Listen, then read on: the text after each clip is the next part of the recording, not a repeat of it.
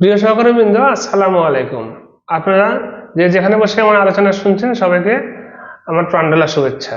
আজ আমি আপনাদের সামনে যে বিষয়টা নিয়ে কথা বলার জন্য হাজির হয়েছি সেটা হচ্ছে সরকারি শিক্ষকদের প্রভিডেন্ট ফান্ড ও এমপিভুক্ত শিক্ষকদের অবসর ও কল্যাণ ফান্ডের বৈষম্যের তুলনামূলক চিত্র। আমি আজ এই বিষয়টা নিয়ে আপনাদের সামনে বিভিন্ন বিষয়গুলো তুলে ধরবো।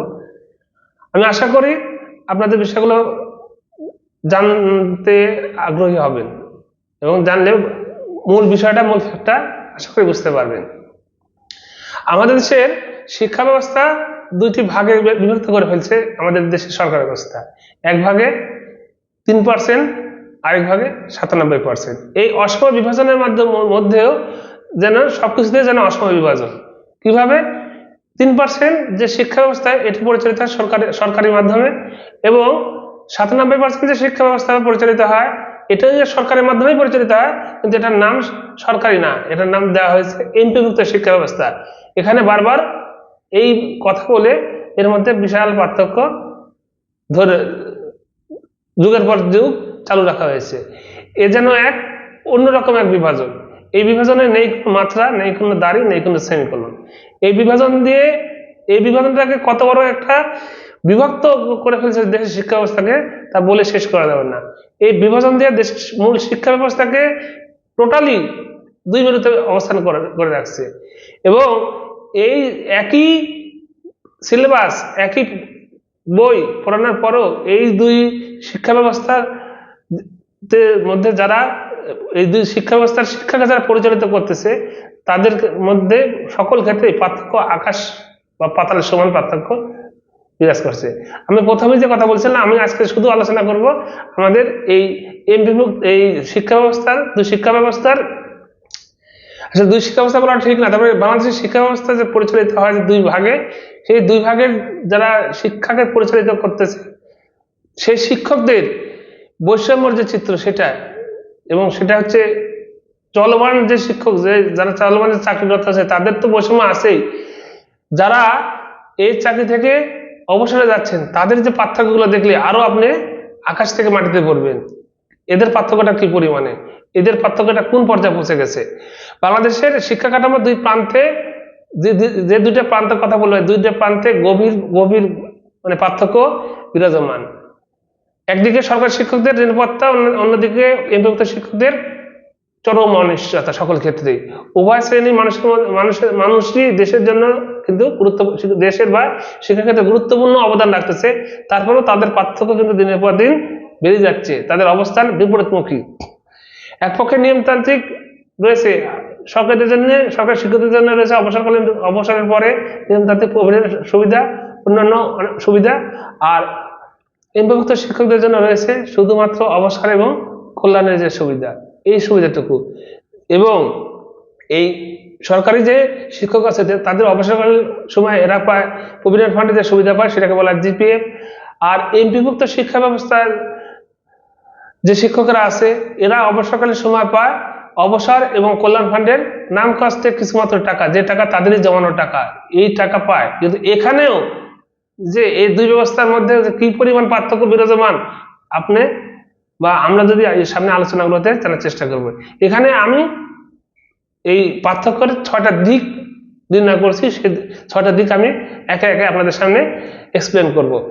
6টা দিকের মধ্যে প্রথমে আছে গঠনের উৎস ও আর্থিক ভিত্তি, 2 পরিচালনা ও তদারকির কাঠামো, 3 তহবিলের বিনিয়োগ ও সুদ নীতি, 4 অর্থপ্রাপ্তির প্রক্রিয়া অর্থাৎ এই দুই এমপিভুক্ত এবং সরকারি শিক্ষকদের, 3 জবাবদিহিতা ও স্বচ্ছতা, এবং সর্বশেষ যেটা করছি আমি মানবিক প্রভাব ও সামাজিক বাস্তবতা।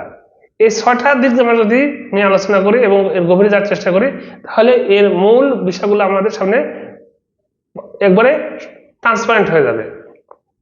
সরকারি চাকরিতে যে সরকারি শিক্ষকদের যে প্রভিডেন্ট ফান্ড প্রচলিত আছে, এদের এই প্রভিডেন্ট ফান্ডটা পরিচালিত হয় সাধারণত যারা চাকরিরত আছে তাদের কাছ থেকে টাকা কেটে নেওয়া হয়, 10 থেকে 12% টাকা কেটে নেওয়া হয়। এবং এখানে সরকার পক্ষ বা রাষ্ট্রপক্ষ ঠিক সমপরিমাণ তাদেরকে কন্ট্রিবিউশন করা হয়, এবং এই দুই পক্ষের সম্মিলিত যে টাকাটা হয় এই টাকাটা সরকারি শিক্ষকরা অবসরে যাওয়ার পরপরই তারা এই টাকাটা পেয়ে যায়। কিন্তু আর এমপিভুক্তদের ক্ষেত্রে যেটা হয়, এমপিভুক্ত শিক্ষকদেরও টাকা কিন্তু কাটা হয় এখানে। আগে 4% অবসর তহবিলে কাটা হতো, 2% কল্যাণ তহবিলে কাটা হতো।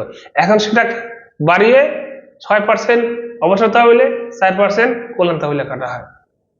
কিন্তু মূল ফ্যাক্টটা অন্য জায়গায়, টাকা ঠিকই কাটা হয় কিন্তু এখানে নেই কোনো সরকারের কন্ট্রিবিউশন।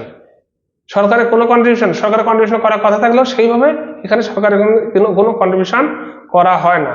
উল্টো সরকার বিভিন্নভাবে এখানে তাদের রাজনৈতিক প্রভাব খাটিয়ে এখানকার অর্থগুলো বিভিন্নভাবে বিভিন্ন সময় লোপাট করা বন্দোবস্ত সরকার চালু রাখে। লুটপাটের এখানে সরকার ইচ্ছাকৃতভাবে যে লোকগুলোকে বসে তারা জানে লুটপাটের মানে ইজারা দেয় সরকার। এ গেল প্রথম নাম্বার। দ্বিতীয় নাম্বার হচ্ছে পরিচালনা ও তদারকি কাঠামো, যেটা কথা বলছিলাম। সরকারি আলাদের প্রভিডেন্ট ফান্ড পরিচালিত হয় মহা হিসাব নিয়ন্ত্রকের মাধ্যমে, যেটাকে সিজিএ বলা হয়, যার উপর থাকে সংসদীয় ও নিরীক্ষা কমিটির সরাসরি নজরদারি। প্রতি বছর নিরীক্ষা অডিট হয়, ফান্ডের হিসাব প্রকাশিত হয় এবং কর্মচারী তাদের বার্ষিক জিপিএফ স্টেটমেন্ট পান। খেয়াল করে দেখেন প্রত্যেকটা কর্মচারী তার কত টাকা কি পরিমাণ টাকা জমা আছে তার স্টেটমেন্ট তারা পায়। কিন্তু এমপি শিক্ষকদের যে অবসর কল্যাণ তহবিলের যে তদারকি কাঠামো, এখানে কোনো প্রকারের কোনো স্বচ্ছতা নাই। এখানে কত টাকা জমা হয়, কত টাকা কি হয়, অডিট হয় কিনা, টাকাটা কোথায় জমা হলো, কিভাবে জমা হলো, কার কাছে জমা হলো, এ সম্পর্কে নেই বিন্দু মাত্র। যাদের টাকা অর্থাৎ যে শিক্ষকের টাকা জমা হয় তাদের কোনো থাকে না, মানে জানার কোনো ক্ষমতাই নাই। এই টাকাটা আমরা আমাদের কাছ থেকে শিক্ষকদের কাছ থেকে কেটে নেওয়া হয়, কিন্তু মালিক সেজে যায় তথাকথিত কিছু আমলা এবং রাজনৈতিক দলের লুটপাটের যারা ইজারা নেয় তারা। মানে কোনো সরকার এটা দেখেও না দেখার ভান করে। সবচেয়ে দৃষ্টিকটু যে বিষয়টা যেটা হচ্ছে এই আমার টাকা আমার কাছ থেকে কেটে নেওয়া হচ্ছে, কিন্তু আমি বা আমরা শিক্ষকরা যখন রিটায়ারে অবসরে যাচ্ছি তখন এই টাকা আমার টাকা আমি সময় মতো পাই না। কখন পাবো, কোন সময় পাবো, এর কোনো নিশ্চয়তা নাই। এরপরে আমরা আসি তহবিলে বিনিয়োগ ও সুদ নীতি। সরকারি প্রভিডেন্ট ফান্ডে সরকার এই ফান্ডকে বিভিন্ন সরকারি বন্ড, সিকিউরিটিজ, ট্রেজারি বিলের মাধ্যমে বিনিয়োগ করে থাকে। ভেবে দেখেন, অর্থাৎ এই তহবিলটা যেন শক্তিশালী হয় এর জন্য সরকার প্রতিনিয়ত এখানে এই সুবিধাগুলো দিয়ে থাকে। এতে কর্মচারীদের বার্ষিক 10 থেকে 12% টাকা কেটে নেয়, সেখান থেকেও তারা কিছু সুদ পায় এবং সবচেয়ে যে বিষয়টা তাদের চাকরি শেষ হওয়ার কিছুদিনের মধ্যে তারা এই টাকাটা পেয়ে যায়। আর অবসর আর এমপিভুক্ত শিক্ষকদের যে অবসর এবং কল্যাণ তহবিল আছে, এই ফান্ডের অর্থ যে টাকাটা কেটে নেয়, এই টাকাটা যে কিভাবে কোথায় পড়ে থাকে কোনো বললে প্রথমে বললাম এর কোনো হদিশ নেই। বিনিয়োগের যে নীতিমালা কথা ছিল এই টাকাটা বিনিয়োগ করা হবে বিভিন্ন ফান্ডে, বিভিন্ন ব্যাংকে, বিভিন্ন অর্থলগ্নি প্রতিষ্ঠানে, সেখান থেকে বিনিয়োগের ফলে যে লভ্যাংশ আসবে সেটা এখানে জমা হবে, শিক্ষক কল্যাণে দেওয়া হবে। কিন্তু এই বিনিয়োগটা আসলে হয় কি হয় না, কোথায় যায়, কিভাবে বিনিয়োগ হয়, তার কোন ব্যাংকে থাকে, কোন ব্যাংকে টাকা পড়ে থাকলে কোনো হদিশ নেই। এই শিক্ষক কর্মচারীদের জমাকৃত অর্থ সুদের টাকা কোনো হিসাব পাওয়া যায় না। এর ফলে কি হচ্ছে, দীর্ঘমেয়াদের অর্থের মূল্য টাকা থাকে কিন্তু টাকা যে আসলে থাকে কিনা, টাকার কোনো প্রফিট পাওয়া যায় না। প্রশাসনিক কোনো এর মানে কাঠামোই নাই। সত্যি কথা বলতে সবচেয়ে হাস্যকর বিষয় হলো এই বোর্ডে যে গঠনতন্ত্র আছে এই গঠনতন্ত্রের আলোকে পরিচালিত হওয়ার কথা, কিন্তু আসলে এই যে কোন গঠনতন্ত্রের আলোকে পরিচিত হয় সত্যি কথা বলতে তা খুঁজে পাওয়া যায় না। বোর্ডের এই অবসর এবং কল্যাণ বোর্ডের একটা গঠনতন্ত্র আছে, গঠনতন্ত্রটা আপনারা ইচ্ছা করলেই নেটে সার্চ দিলেই পাবেন। আমি এখানে গঠনতন্ত্র নিয়ে আলোচনা করতে আসিনি, তবে সংক্ষেপে কিছু বলি। এখানকার যে গঠনতন্ত্র গুলো কিন্তু অনেক ভালো। এখানে মানে 10,000 টাকার নিচে বা 10,000 টাকার উপরে কোনো টাকা সরাসরি কোনো বোর্ড বা বোর্ডের পরিচালক বা বোর্ডের চেয়ারম্যান তার কাছে রাখতে পারবে না। কিন্তু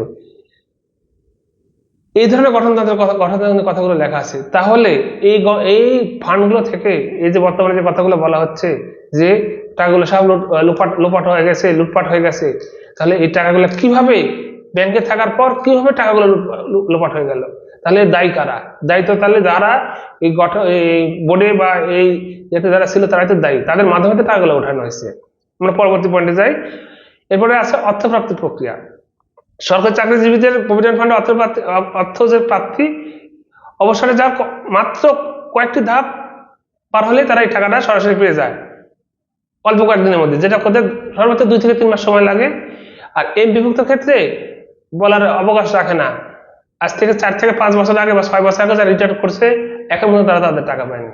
নিজের জমাকৃত টাকা, নিজের ঘাম ঝরানো টাকা বলতে পারেনি। গত 2 দিন আগে নিউজ হলো যে কল্যাণের টাকা নাকি দেওয়া শুরু করবে। তারপরেও কিভাবে দেওয়া শুরু করবে?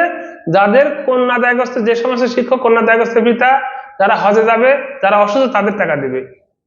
অর্থাৎ আমার টাকা আমাকে বিভিন্ন কন্ডিশন সার্ভ করে টাকা নিতে হচ্ছে। এর চেয়ে হাস্যকর, এর চেয়ে কষ্টের কি হতে পারে, ভাবতে পারছেন? এরপরে আছে জবাবদিহিতা, স্বচ্ছতা। সরকারি শিক্ষকদের এই প্রভিডেন্ট ফান্ডের জবাবদিহিতা অত্যন্ত কঠোর। অর্থ মন্ত্রণালয় এবং হিসাব নিয়ন্ত্রক, মহাহিসাব নিয়ন্ত্রক, অডিট বিভাগ, সংসদীয় কমিটির মাধ্যমে এর জবাবদিহিতা নিশ্চিত করা হয়। এবং প্রত্যেক বছর, যে আগে বললাম, প্রত্যেক বছর প্রত্যেক শিক্ষক কর্মচারীর কাছে তাদের জিপি ফান্ডের স্টেটমেন্ট দেওয়া হয়, স্টেটমেন্ট যায়, তা দেখে। আর অবসর কল্যাণ তহবিলের ক্ষেত্রে অর্থাৎ শিক্ষক কর্মচারীদের ক্ষেত্রে এখানে কোনো প্রকারের, কোনো ধরনের কোনো জবাবদিহিতা তো বলা নেই, কোনো অডিট কমিটি নেই, কোনো অডিট হয়ও না। কিভাবে হয়? শিক্ষকরা জানে না তাদের বেতন থেকে কত অর্থ কোথায় যাচ্ছে, কারা তা ব্যবহার করছে, আর কত টাকা সুদ যোগ হচ্ছে। নেই এখানে বিন্দুমাত্র স্বচ্ছতা। সরকার প্রতিনিয়ত এই বোর্ডে তার পছন্দ মতো দুর্বৃত্তদের নিয়োগদান করে। আমি আবার বলতেছি, সরকার এখানে তার পছন্দ মতো দুর্বৃত্তদের নিয়োগদান করে এখানে, যাদের উদ্দেশ্য হচ্ছে এই ফান্ডের টাকা কিভাবে লুটপাট করে খাওয়া যায়। সেখানে তারা নিয়োগ হওয়ার একমাত্র উদ্দেশ্য হলো গঠনতন্ত্রের মোতাবেক, গঠনতন্ত্র মেনে কিভাবে এখানে টাকাগুলো এখান থেকে তারা করবে, লোপাট করবে। এবং এখানে গঠনতন্ত্রে কিন্তু আছে 14 জন শিক্ষক প্রতিনিধি এবং 3 জন আমলা, সরকারি আমলা থাকবে, এবং তারাই সবকিছু দেখাশোনা করবে। তাহলে তাহলে এখান থেকে যে টাকাগুলো লুটপাট হয়েছে বলা হচ্ছে, তাহলে এদের মাধ্যমে তো লুটপাট হয়েছে। তাহলে এদেরকে ধরলে তো এই টাকাগুলো ফেরত আসার কথা। সর্বোপরি যে কথাটা বলবো, মানবিক প্রভাব এবং সামাজিক বাস্তবতা দুইটা ফান্ডের। সরকারি চাকরিজীবী অবসর পরে আর্থিকভাবে নিশ্চিন্ত থাকেন যে তারা টাকাটা অবশ্যই পাবেন, এটা কোনো অনিশ্চয়তার কোনো বিষয় নাই, এবং সেই টাকা দিয়ে তারা তাদের পরবর্তী জীবনের প্রয়োজনটুকু মেটাবেন। আর আমার এমপিভুক্ত শিক্ষক কর্মচারীদের ক্ষেত্রে এই টাকা, মানে চাকরি জীবনে তো তারা বেতন পেত, যাই কোনোভাবে জীবনযাপন করতে পারতো, কিন্তু চাকরি শেষ হওয়ার পরে তারা বেতন পাবে না, এবং তাদের তখন শুরু হয় চাকরি শেষ হওয়ার পরের থেকে শুরু হয় তারা কবে টাকা পাবেন, আদৌ টাকা পাবেন কিনা, পেলেও সেই টাকা তার কল্যাণে ব্যয় করতে পারবেন কিনা, তার চিকিৎসা করতে পারবে কিনা, বা তাদের আরো অন্যান্য কোনো যদি প্রয়োজন থাকে সেগুলো মেটাতে পারবে কিনা, এই অনিশ্চয়তা। অর্থাৎ এই টাকা আদত কবে, কোন দিন, কিভাবে পাবে, এর কোনো বিন্দু মাত্র নিরাপত্তার নিশ্চয়তা কিছুই নাই। এখন আমরা একটু সংক্ষেপে আমরা একটা বিষয়গুলো দেখার চেষ্টা করি, পার্থক্য কোনগুলো, পার্থক্য কোথায় কোথায় আছে। তো পার্থক্য, অর্থ উৎস এখানে সরকারি আলাদাদের ক্ষেত্রে কে দিচ্ছে? সরকার দিচ্ছে এবং চাকরিজীবী নিজে দিচ্ছে। আর বেসরকারি ক্ষেত্রে শুধুমাত্র শিক্ষকদের কন্ট্রিবিউশন। পরিচালনা কর্তৃপক্ষ অর্থ মন্ত্রণালয়, সংসদীয় কমিটি এবং মহা হিসাব নিরীক্ষক নিজে পরিচালনা করেন। আর এমপিভুক্ত শিক্ষকদের ক্ষেত্রে অবসর কল্যাণ বোর্ড নামে একটা বোর্ড তৈরি করা হয়েছে, যেখানে বললাম সরকার, রাজনৈতিক সরকার করে, এদের রাজনৈতিক লোকজন উন্ডামন্ডা নিয়োগ দেওয়ার কথা শেষ, আর তাকে সুদখোর, ঘুষখোর, দুর্নীতিবাজ আমলাদের নিয়োগ দেয়। কিছুদিন একটা খবর বেরিয়েছিল যে এই অবসর না কল্যাণ ফান্ডে যে একজন আমলাকে দিবে, সে আগে না বছর আগে বলছে আমাকে গাড়ি চালাবে। এখন বুঝেন বিষয়টা। নিরীক্ষা ব্যবস্থা নিয়মিত বাধ্যতামূলক অডিট হয়। আর এমপিভুক্ত শিক্ষকদের এই অবসর কল্যাণ বোর্ডে এখানে কোনো অডিটের কোনো বালাই নাই। সুদ প্রদান, সরকার ঘোষিত বার্ষিক সুদ দেয়। এখানে আমাদের এমপিভুক্ত শিক্ষকদের ক্ষেত্রে অবসর কল্যাণ বোর্ডে এখানে এগুলো কোনো বালাই নাই, মুখে কথা হলে কোনো ইয়ে নেই। অর্থ বিতরণ 2 থেকে 3 মাসের মধ্যে। আর এই এমপিভুক্ত শিক্ষকদের ক্ষেত্রে অর্থ বিতরণ এর কোনো ধরাবাঁধার নিয়ম নেই, যখন ইচ্ছে কবে পাবে, আদৌ পাবে কিনা তার কোনো নিশ্চয়তা নাই। শিক্ষা প্রতিনিধিত্ব এখানে সরকারিদের ক্ষেত্রে কোনো লাগে না, ভেবে দেখছেন। এখানে শিক্ষা প্রতিনিধিত্ব দরকার নেই, এখানে সরকার সরাসরি নিয়ন্ত্রণ করে এবং স্বচ্ছতা সরকারের নিয়ন্ত্রণ করে, অথবা এখানে দরকার নেই। আর এমপিভুক্তের ক্ষেত্রে সরকার দলীয় শিক্ষকদের নিয়োগ বোর্ডে দেওয়া হয় এবং সরকার দলীয় আমলা সচিবদের হাতে তাদের দেওয়া হয়। নিশ্চয়তা এখানে কোনো সরকারদের ক্ষেত্রে নিশ্চয়তার কোনো সমস্যা নাই। বেসরকারিতে কোনো প্রকারের 100% অনিশ্চয়তা, জবাবদিহিতা স্বচ্ছতা, পুরোপুরি জবাবদিহিতা স্বচ্ছতা আছে, এমপিওতে ক্ষেত্রে কোনো জবাবদিহিতা নেই, স্বচ্ছতার বালাই নেই। এখন প্রশ্ন হচ্ছে, একই দেশের সেই দেশেরই জনগণের ছেলে মেয়েদেরকে আমরা পড়াই, সরকারি আলাদা পড়াই। চাকরিরত অবস্থাও আমরা বিভিন্ন বৈষম্য শিকার হচ্ছি, আবার চাকরির শেষের জীবনটাও আমরা বৈষম্য শিকার হচ্ছি। তাহলে আমাদের জীবন কি সারা জীবন বৈষম্যই টেনে বেড়াবো আমরা? এই রাষ্ট্রের ছেলে মেয়েদের সুশিক্ষায় শিক্ষিত করার পর আমাদের জীবনে এটাই আমাদের প্রাপ্তি, এটাই কি আমাদের চরম প্রাপ্যতা, যে শেষ জীবনেও আমাদের জীবন অনিশ্চয়তা করা থাকবে? এ রাষ্ট্রের কাছে কি শেষ জীবনটাও আমরা সঠিকভাবে সুন্দরভাবে অনিশ্চয়তার কাছ থেকে দূরে থেকে আমরা কাটাতে পারবো না? এই রাষ্ট্রকে এতটুকু নিশ্চয়তা আমাদেরকে দান করার মতো সামর্থ্য রাষ্ট্রের নাই? নাকি সামর্থ্য থাকার পরও রাষ্ট্র চেষ্টা করে না? নাকি রাষ্ট্র ইচ্ছাকৃত করে না? এই প্রশ্ন আমার এই দেশের সরকার থেকে শুরু করে আবহাওয়ার সকল জনগণের কাছে।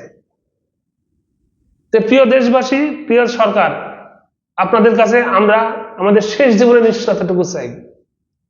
দয়া করে আমাদের চাকরি জীবনের আর্থিক নিরাপত্তা আপনারা দিতে পারেন না, আমাদের কোনো দাবি দেওয়ার ঠিক মতো আপনারা পূরণ করেন না, আজ পর্যন্ত করেন না। আমাদের শেষ জীবনের আমাদের জমাকৃত আর্থিক নিরাপত্তাটুকু আপনারা দেন, এই দাবি রেখে আজকের আলোচনা আমি শেষ করতেছি। ধন্যবাদ সবাইকে।